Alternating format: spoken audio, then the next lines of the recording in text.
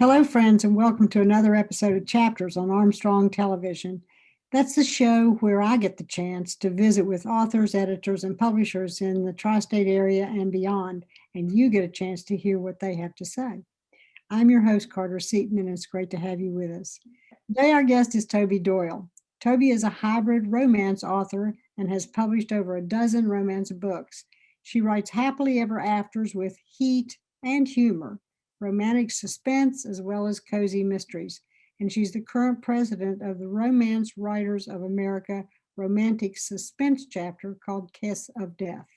She's a member of the Central Ohio Fiction Writers Organization, West Virginia Writers, and another local writing groups.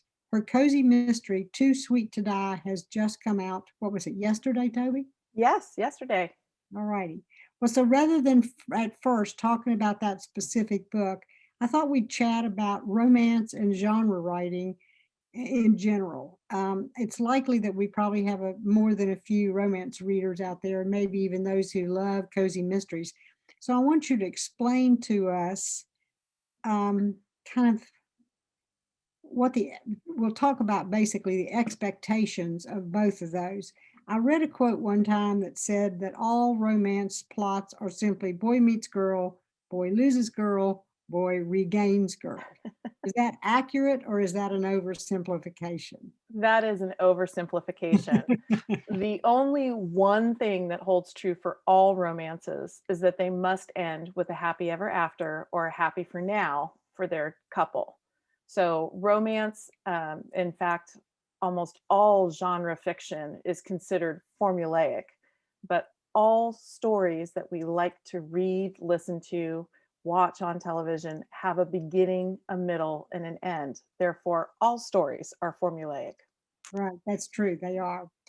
All right, so I know that like the Nicholas Sparks books, the Notebook, and so forth, those are based, romance is the central issue in those, but you have said they are not romance novels. Why? Correct, because the happy ever after, specifically for the Notebook, is they're dead. That's not a happy ever after. I mean, if you believe in the afterlife, sure, you could squeak that one by, but they're dead.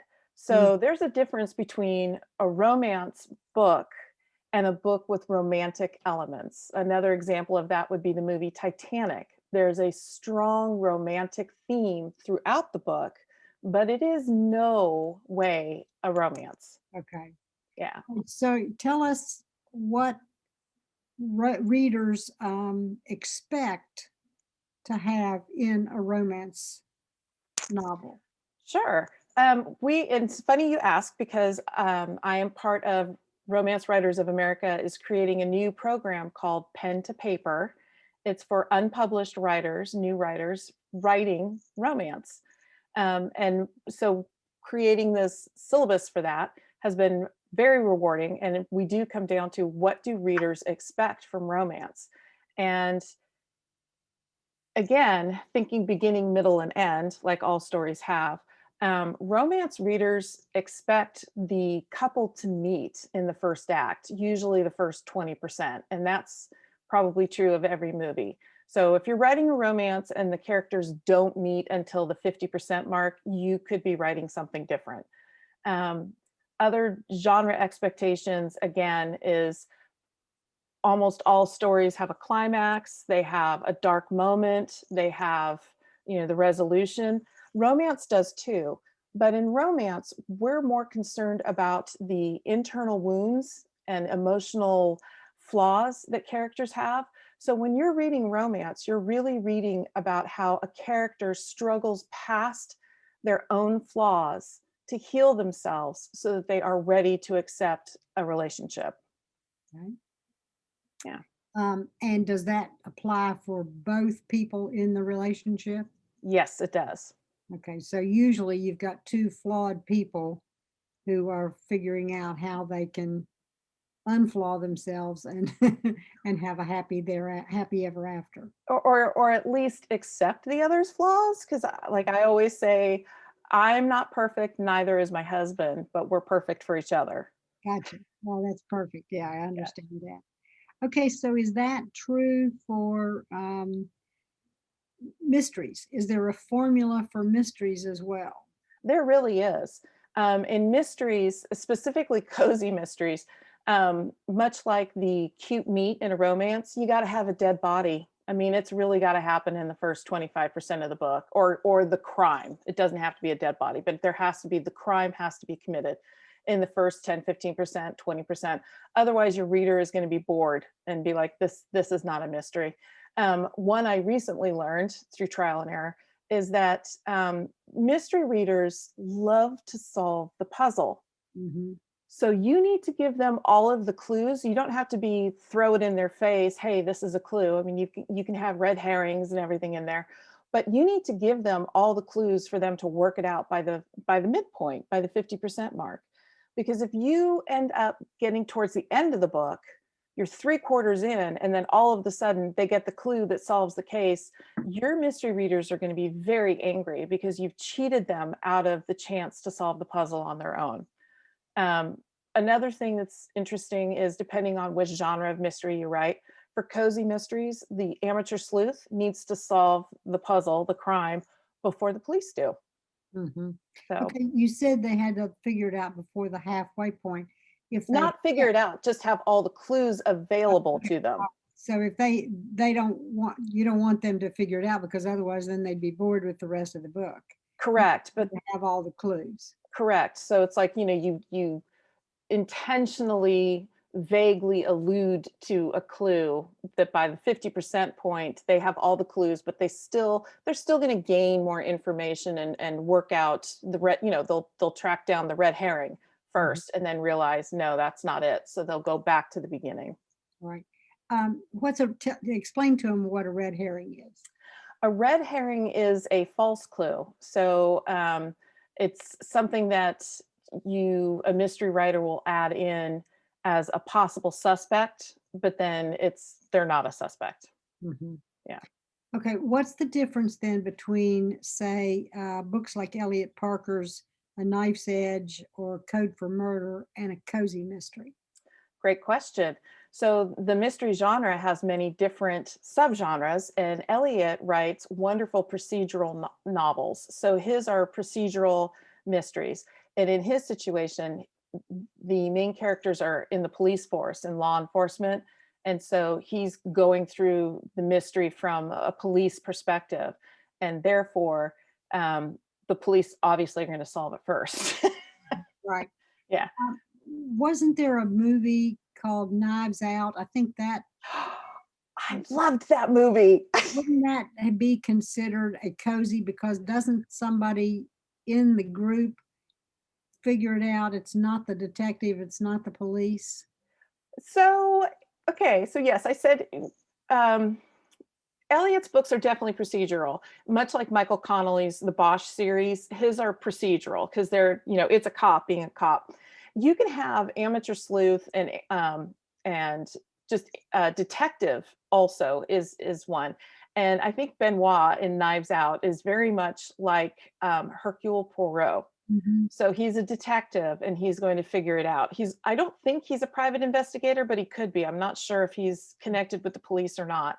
But he's definitely an investigator. So he's more on the like the Hercule Poirot. And is it a cozy? In the traditional Agatha Christie sense, I think so, yes. But today in 2021, right now, cozies are often linked with having a romantic element that goes through the book. Oh. Yes, but the book I just released does not, because I prefer the old-fashioned, cozy mysteries, which gets the name from having a cup of tea and, in your tea cozy, and you're reading a good whodunit. Mm-hmm. So yeah, I think Knives Out is brilliant. I think it's a fabulous film, and it is very much like an old-fashioned Agatha Christie. Right. Are many times the protagonists who solve a cozy mystery women? It's lately, yes. For instance, Marple, for instance. Yes, lately, yes. In the right now, the cozies that are being published, it's a lot of women sleuths. Mhm. Yes. Yeah. You So think it's just because of women's rise in authorship, or is that just I don't know. I me mean, being run? yeah, I don't know why. It's just a niche that's being filled right now. Mhm. Um, so I don't know. I mean, if you look at television, it's the same. There's a lot of television that now has female leads. I would hope it's because we're getting our extra, our fair share of time. But Yeah. I don't know. It may have something to do with who's reading the books Mhm. and who they want to see as the protagonist. Mhm. Do you have a favorite author that you know that may be the person that convinced you to become a cozy or either a cozy mystery writer or a romance writer? I don't, well, okay, so for romance, it'd definitely be Lee Michaels. And that was because about, I don't know, 10 years ago, 8 years ago, I started narrating her audiobooks. And I was not an avid romance reader. And I just, as soon as I started reading her books, and, I was getting paid to read them, I realized I actually loved romance. And so I just devoured everything in the genre. For mystery, my mom is a huge reader. She reads constantly. So I have been reading mysteries. She loves mysteries. I've been reading mysteries since, forever. Yeah. So it was Beverly Cleary and Ian Fleming. It's just I've been reading them all. So I think if anything, my inspiration for writing the cozy is literally so that my mom could read a book that I wrote, because she's definitely not going to read the others. Yeah. So when I said that you write with heat and humor, I take it your mom is not going to read the books with the heat. We agree that that is probably best. That's another question too, is do most romance books, romance novels have a lot of sex or explicit sex, or, are they racy, shall we say? It's a wide range. There's people who enjoy writing, it's called sweet romance. And a sweet romance, it has a tremendous amount of sexual tension, the looks, the touches, and it still has that emotional growth of the character. So sweet romance, there's a ton of it out there. Mhm. Um, for me, I like to read something on the spicier level, so that's what I choose to write. And it's still about the emotional connection. It's just, I don't know, I just prefer it. Yeah. So, but not always, obviously, or I wouldn't have written the cozy. Right. You write under a pseudonym. Why did you decide to do that? Because I have kids. So when I first started writing, they were still in school in here in Huntington, and I thought it would be best to separate us. Now I don't care. They're in college now, and they don't care. They could take the teasing. So, but yeah, when I first started, I didn't want people to associate the two of us. Right. Do you use the same pseudonym for the mysteries? So Toby Doyle writes the romance, and I decided to do T Doyle to write the cozies. Let's see. Okay. That's interesting. Yeah. Your book covers tend to be, shall we say, provocative. Hmm. Is that part of the expectation in Yes. books? Yes. I know they say you can't judge a book by its cover, but you absolutely should be able to judge a book by its cover. Um, right now in romance, there is a push, not a push, but there's a lot of illustrated covers coming out. And the reason for that is because authors of color couldn't find, or authors who wrote diverse characters, I should say, because it's not just authors of color, but authors who write diverse characters could not find photographs for their covers, or models for their covers to represent who their characters were. So they turned to illustrated art. So what happened is there's kind of a muddling right now, but because traditionally the illustrated covers signaled rom-com, but now they don't. They don't have any meaning at all. So that's kind of tough. And so a reader then really needs to look at the blurb and look into the book to see whether or not that's the book they want. But for the most part, if you've got a bare-chested man, or which a lot of my books used to, but no longer have, because Amazon will not allow you to advertise covers with nipples on them, even if they're male nipples, which really upset me. So anyway, so now they all have shirts on. Which now we just have a whole bunch of guys who don't know how to button. It's very sad. It's gone from guys who can't button or can't get their shirt on all the way, they're holding it up halfway. It's crazy. But yeah, if you're showing a little skin on the cover, that's a definite indication that there's going to be some heat on the page. Versus and it's like when you write romantic suspense, that's not necessarily the case, because in romantic suspense, a lot of the covers feature a location or a woman running or a guy with a gun or something like that. So you do try to match what other authors are doing in the genre, so people aren't surprised when they pick up your book, because that can be offensive to some, and you don't want to offend your reader ever. Right. What when you said rom-com, say that, what's that stand for? Romantic comedy. Yeah. Okay. Are any of your books or any of the romances that way? Are they a romantic comedy? I would definitely say yes. I tend to write, like I said, with heat and humor. I don't specifically, so there's humor in all of my books. A couple of my books have just ridiculous situations. So Her Lucky Number comes to mind. It's a sports romance, but it's really a rom-com, because it is a rom-com. It's just ridiculous situations she keeps finding herself in. So I do like comedy. I tend to have comedy in all of mine. So is that a subgenre of romance writing? I would call it a subgenre. Okay. So like the main genres are going to be historical, suspense, I'm blanking now. Sci-fi, paranormal, that's a subgenre. YA is a subgenre. But if you get into like romantic comedy, contemporary romance, romantic comedy, well, they'll do it by the time frame first. Is it a contemporary romance that has comedy, or is it a historical that has comedy? That kind of thing. Wow. It really goes down the rabbit hole, doesn't it? It really does. Yeah. All right. The chapter of Romance Writers of America that you're president of is called Kiss of Death. It sort of implies that somebody in the story dies. Is that true?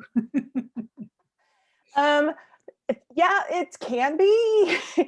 Suspense, thriller, mystery, you're going to have a crime, and you constantly want to up the stakes for your protagonists, and one of the highest stakes you have is death. So it can be either emotional death, physical death, spiritual death, or career death. So if you're looking at suspense or thriller, there's going to be some kind of death on the page for sure. And that's part of the expectation of that subgenre? Yes, to keep that conflict high. Do you think most romance readers read all of the various genres you've talked about, or are they, many of them kind of focused on one type of reading? I truly believe romance readers are the most diverse readers out there. So not only are they reading multiple subgenres of romance, they're also reading history and nonfiction, fiction, women's fiction. They're reading it all. They love to read. They are voracious readers. People have favorites, and it can be for like historical romance. They just love historical romance, so they read a lot of historical romance, but that doesn't mean they won't read other romance if somebody says, this is great, you should read it. Just like somebody who reads contemporary romance, I guarantee you, has been checking out Julia Quinn's books from the library after Bridgerton, right? You've got that connection, so they'll read whatever, but they'll also read mystery and anything. They just love to read. The Outland, I think it's called Outlander. Yeah. Is that considered romance? Yes, it is. It's considered romance. And there are people who absolutely absolutely love that series. I Mhm, am not one of them. I just could never connect with the main character, Claire. I just couldn't. mhm. Yeah, I'm one of those that liked it when the ones I've read. I like Yeah. them. So, do you have a preference for the genre that you like, and have you written historical romance? I absolutely adore historical romance. I think Tessa Dare is a goddess. And if you ever want to read a book that is perfectly balanced with witty dialogue and absolutely phenomenal storyline, read Tessa Dare. Um, I will not write historical because I'm lazy and I am not willing to do all that research.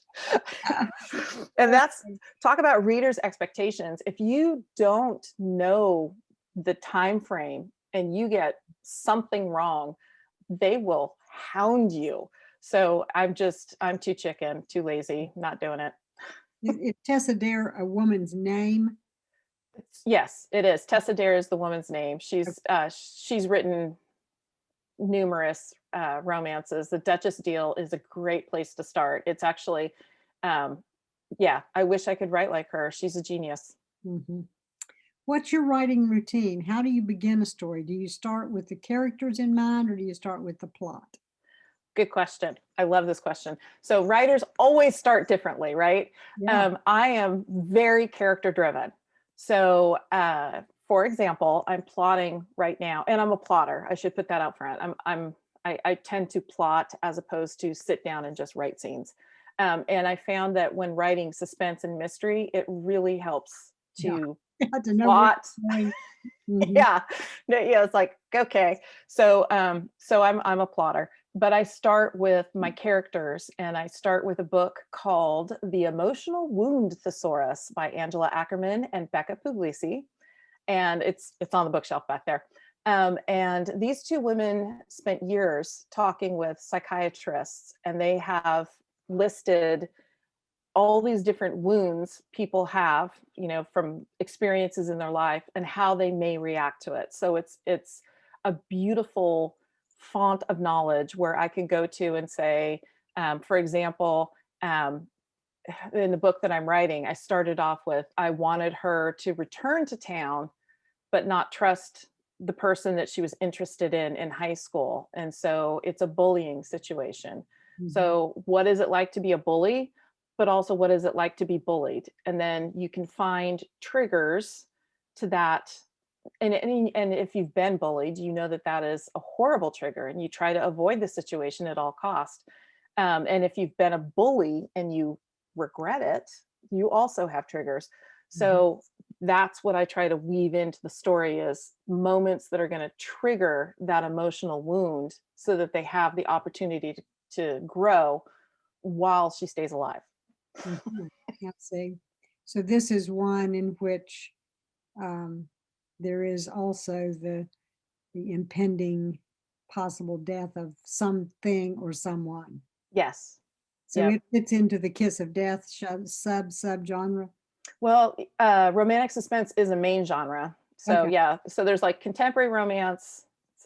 You're killing me here. Contemporary romance, historical, um, uh, romantic suspense, paranormal, and I'm sure there's another one I'm thinking of. But romantic suspense is the top one. But then you can have historical romantic suspense, or you can have a book that's mostly historical with some romantic Mhm. suspense. So it's yeah, they get super convoluted.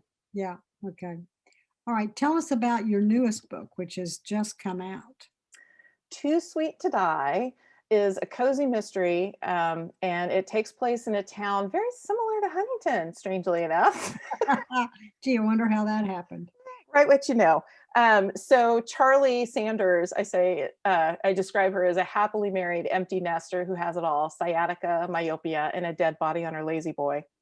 Um, Ah, yeah. So she's a nurse at Sunnyview retirement community, which is very similar to the Woodlands, and so as a geriatric nurse, she knows everybody, and it's a smaller town than Huntington. There's a host of quirky characters, and when she finds her tenant Oscar dead on the lazy boy, they're renting a lake cabin to him and it's ruled an accidental death. She realizes there's no justice for Oscar, so she wants to investigate, and she enlists the help of Oscar's neighbor, who is retired Air Force investigator Raylan McGuffin. And the two of them are they just, yeah, they crack me up. Ray is a hoot.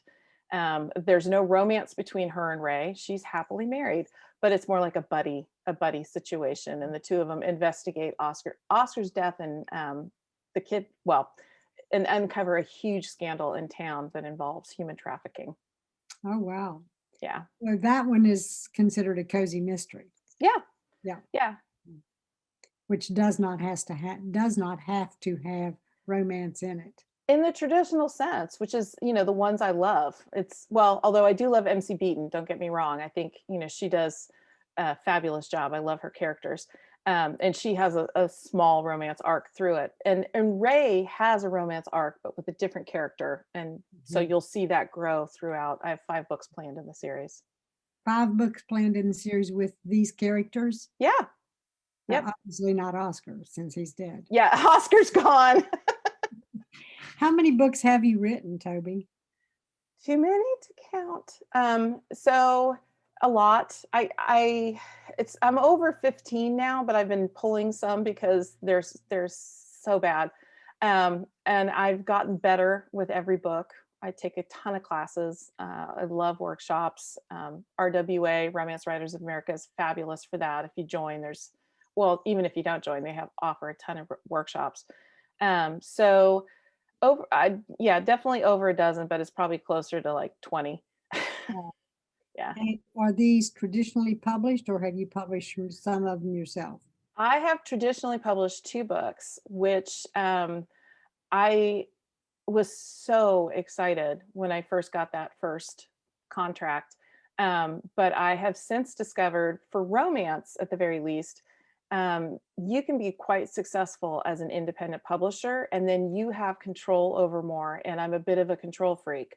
So I like to be able to advertise or change the cover or, do whatever I want to do to the book. And if you go with a traditional publisher, you don't necessarily get that. So for romance, I think I will continue to independently publish just because I like I said, I'm more comfortable. And the other thing is with the cozy, Too Sweet to Die, because right now traditional publishers are looking for women sleuths who have a romance threaded throughout the story. That book doesn't fit the traditional publishing role, but there's plenty of readers out there for it. And I think what's happening now, and I do believe that romance is leading the way for other genres, is that for so long there have been gatekeepers in the publishing industry that said, well, we can't publish this book because nobody will read it, and we don't know how to advertise this book because we can't find it. And then you have independent authors come along, and guess what? They found their readers just fine. And so now all of the sudden traditional publishers are like, oh, okay, yeah, we do want own voices. We do want diverse characters. We're actively seeking it. And, it shocks me to think, it was the 80s, apartheid had ended, and they were still segregating romance books by color. So that's just not it's happening less now. And I believe it's because of independent publishing, because you can find your readers. And traditional publishing has this is what we do best. And so they go with it. Well, I think the other thing is that if you get an avid reader base, and you announce that you have a new book out, you got automatic buyers. Correct. Yes. Right. So with that in mind, tell people how they can get your books. Oh, thank you. You can find Too Sweet to Die at your favorite online realtor. Realtor. Bookseller. Yes, thank you. So it is available on Amazon. You can get the paperbacks on Amazon, but it's also available on Kobo, Books, Barnes and Noble, Scribed, everywhere. So it's a website at which they can also buy them. I do. I have a website that can direct you to where they can buy them, and that's tobydoyle.com, TOBIDOYLE.com. Thank you so much. It's been a real pleasure to have you today, and I'm sure that our listeners and watchers have learned a whole lot more about romance writing than they ever knew. Thank you very much, Thank you. Toby. I appreciate it. Thanks for asking me, Carter. You have a great day. You too. Bye-bye. Bye-bye. Connect with Chapters through email. Write to lp4@zoominternet.net. Chapters has a Facebook page at Armstrong Chapters. Like, subscribe, share, and comment. All Chapters episodes are available on YouTube. Visit the Armstrong Neighborhood channel on YouTube and look for a playlist of all the Chapters programs.